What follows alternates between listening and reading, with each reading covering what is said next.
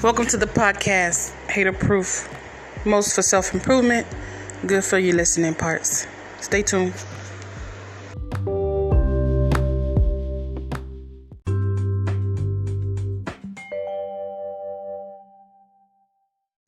Today is May 23rd, 2021. Sunday. Have a good Monday. Don't hate Mondays. Start your week off correctly. Today's Sunday, so I have a project brief for today. And I have some information about a couple of black women. And yeah, that's the basics of this episode. And it's, of course, titled Analytic Project Brief for Wi-Fi.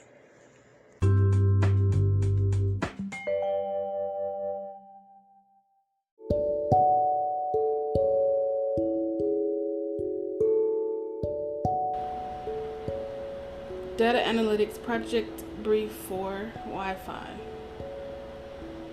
How many times have you used the microwave today? That's radioactivity, and it may or may not be harmful to you. And thinking of that, I thought about Wi-Fi signals. From 2G to 5G, what have we gotten ourselves into? I personally don't think I had anything to do with it, but we are up to 5G. I would like to know how fast did it take for us to go from 2G to 5G, and what is the likelihood of the next radio frequency band? Wi-Fi is a wireless networking technology that uses radio waves to provide wireless high-speed internet access. A common misconception is that the term Wi-Fi is short for wireless fidelity. However, Wi-Fi is a trademarked phrase that refers to IEEE 802.11x standards. Wi-Fi originated in Hawaii in 1971, where a wireless UHF packet network called Aloha Net was used to connect the islands. Later protocols developed in 1991 by NCR and AT&T called WaveLAN became the precursor to the IEEE 802.11 standards. The Wi-Fi Alliance was formed in 1999 and currently owns the Wi-Fi registered trademark. It specifically defines Wi-Fi as any, quote, wireless local area network, WLAN, products that are based on the Institute of Electrical and Electronics Engineers, IEEE 802.11 standards. Initially, Wi-Fi was used in place of only the 2.4 GHz 802.11b standard. However, the Wi-Fi Alliance has expanded the generic use of the Wi-Fi term to include any type of network or WLAN product based on any of the 802.11 standards, including 802.11b, 802.11a, etc., in an attempt to stop confusion about wireless LAN interoperability. How does Wi-Fi work? Wi-Fi networks have no physical wired connection between sender and receiver. Instead, they function by using radio frequency, RF technology, a frequency within the electromagnetic spectrum associated with radio wave propagation. When an RF current is supplied to an antenna, an electromagnetic field is created that then is able to propagate through space. The cornerstone of any wireless network is an access point, AP.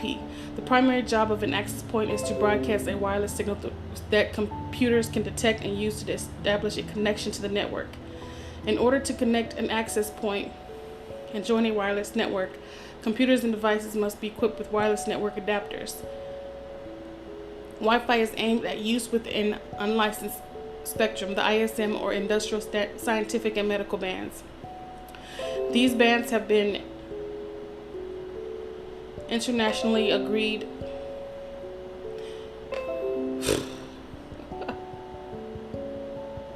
What is it? These bands have been internationally agreed, and unlike most other bands, they can be used without the need for a transmitting license. This gives access to everyone to use them freely.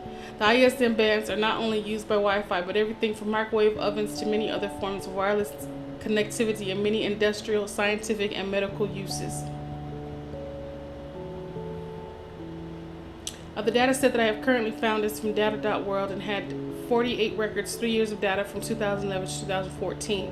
The data is from Chicago's public library system for the Wi-Fi sessions used. There are 3 categories: month, year, number of sessions, and cumulative number of sessions. There's 4 categories. This data set is mostly quantitative and continuous. My analysis for this project will allow for the answers to the questions I have posed and hopefully open our eyes to the waves that are lingering around us. Our usage of the natural has an impact not only on nature itself, but our own health. And that's it. That is my project brief for today. I think this one is really interesting.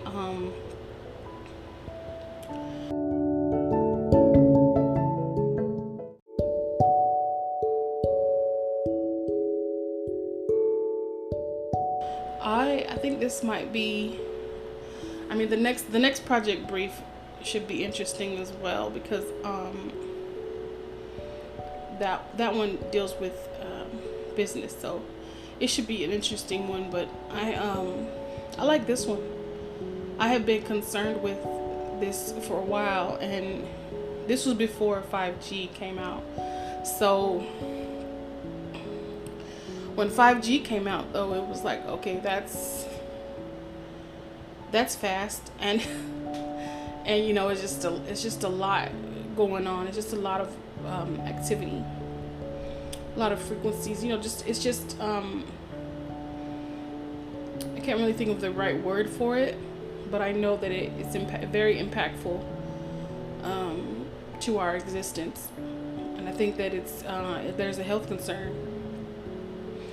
I know maybe no one wants to admit it, because that's a part of our daily lives now. Just like air conditioner, no one is going to admit if there was a problem with AC. No one will want to admit it. No one will want to say it, because who doesn't like AC now? It's like, how are you gonna survive if there's no AC? I mean, you could survive, but people have become so adept to, you know, these regular living standards that we have, which is okay. But if it's unhealthy, then it's just something you should take into consideration. The pharmaceutical companies don't care, because they can continue just developing medicines for it. You know, and there's always something where someone is able to give a reason for why they're doing something, so that way they can get funding for it. So there's that. But I mean, it's just interesting to research and find out the information about it, because it's definitely something that I have thought about. And so there you have it. That is my project brief for today. Enjoy your Monday. Bye. 16 entertainers in the history of Hollywood have achieved EGOT status.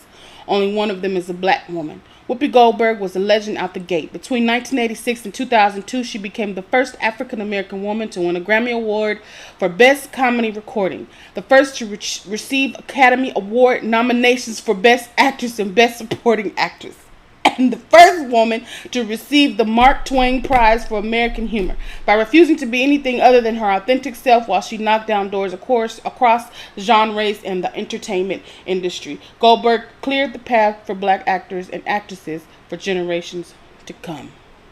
Whoopi Goldberg. With I May Destroy You, Michaela Coel presented a masterclass in consent, sexual agency, and artistic control. Inspired by her own sexual assault, the series, which featured a predominantly black British cast, used dark humor to explore the nuances of sexual trauma. Coel, who wrote, co-directed, and starred, turned down $1 million offer from Netflix to acquire the show, and instead made a deal with the BBC that allowed her to retain full creative control and ownership rights for the HBO project. With that move, she sent a message to black women everywhere that we don't have to settle in order to share our stories. Michaela Coel. Gotta go hard on a allowing generosity.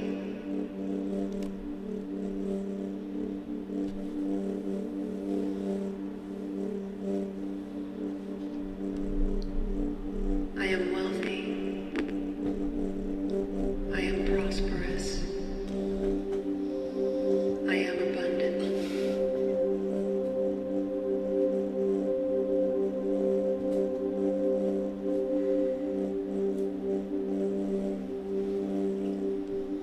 I am relaxed and money flows to me.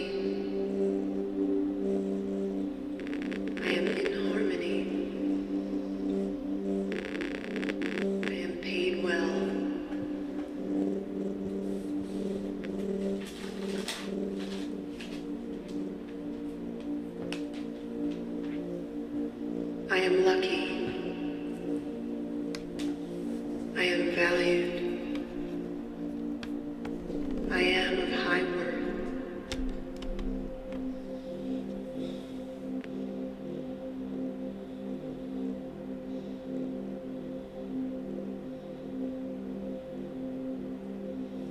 I am aligned with more assets. I am ready for more assets. I am allowing more assets into my life.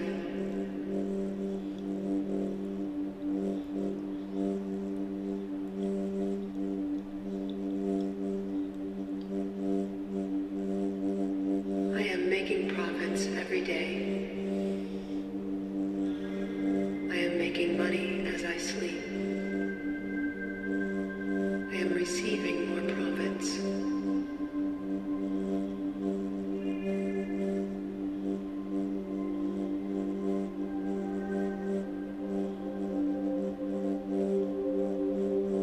I am generous. I am giving. I am living in abundance.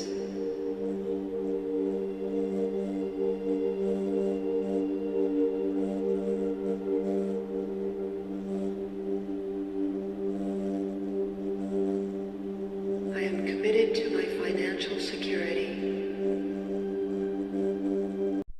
It's critical that we learn to manage stress and reclaim our mental, physical, and emotional health.